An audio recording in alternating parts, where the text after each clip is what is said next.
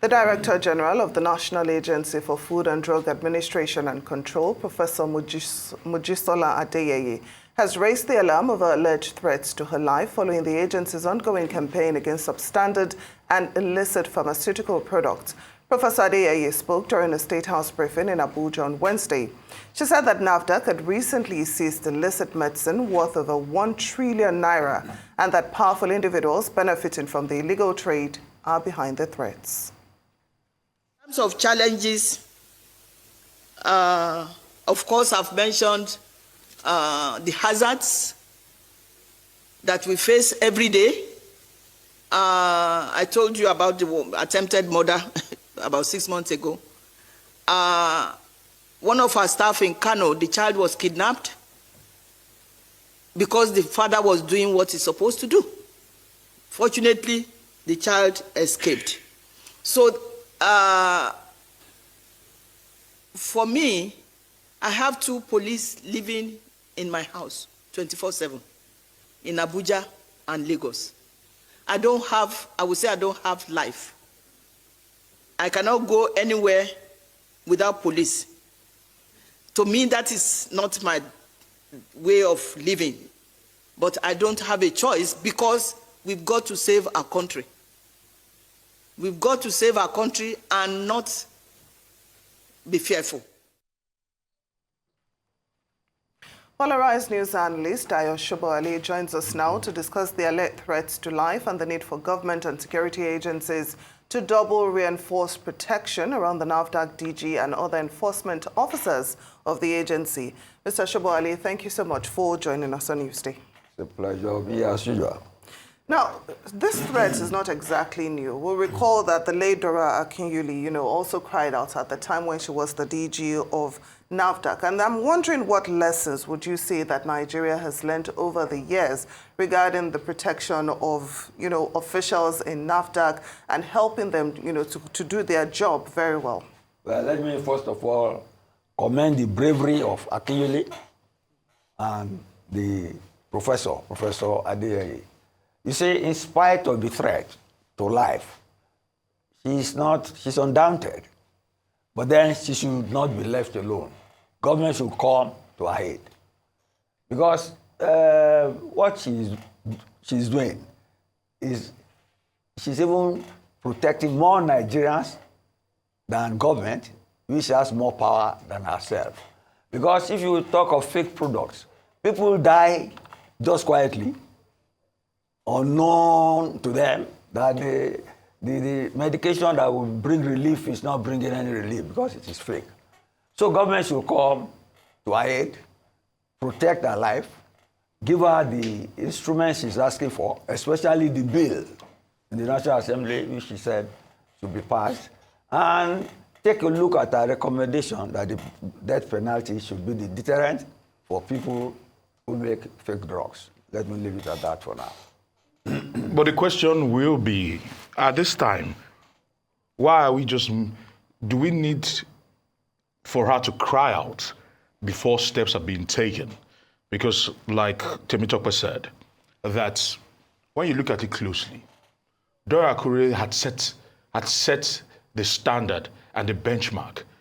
Shouldn't government have at that time raised the bar so high so that what Nigerians consume becomes sacred, so that we do not get to this point? Because it's decades. This was the Dora Akule's incident were decades ago, and decades later, it's now looking like big news. Why it should have been a forgotten issue? That's the question. So my own question is, why? What did government do between then and now? I don't know. I'm not in government. Look, let's face the issue at hand. This is a very serious issue. Talking of fake drugs killing Nigerians. Oh, so that's what... they are in markets. Let's talk about that. Yes. So they are in markets in Aba, Onitsha. Yes. And now even the NAFDAC man says that even Kano has taken over. You get me? As a citadel for fake drugs. True. Yes. Let's talk of how we can advise government to take care of our people so they don't die from taking fake drugs. Ask me questions. No, now. that's where I'm Don't going. do any lamentation, please. No. Ask me your question. So where I'm going to with this, Yes. if you just try to understand me, Okay. where I'm going to with this is, I sympathize with Professor Dayo. You should sympathize with Nigerians, not Professor Adeyeye. No, because she has She's a literally. brave lady, That's what I'm She's a saying. brave lady. I sympathize with her lamentations about the fact She's not lamenting. that she has made You are the one sacrifices. lamenting. She is. Okay, I sympathize with her Look. for lament. Okay, I'm lamenting. So Yeah. now let me just try and make.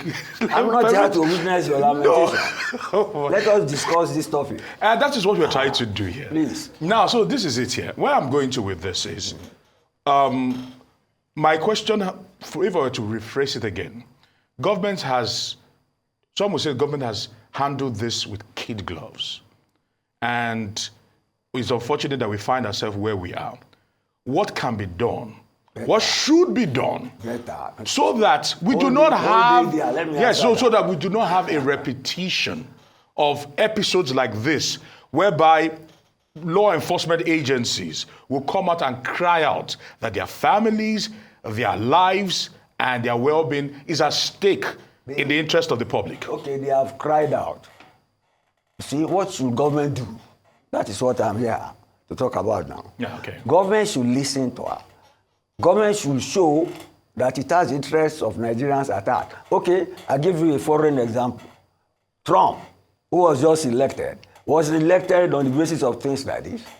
That means drugs, being smuggled, fentanyl, being smuggled in from Canada and Mexico, and he got furious that these people are killing young Americans. Yes, they are. And that's why he's putting tariffs on them. See, our own government should listen to Professor Adeyeye. Do you get me? And speed up the bill.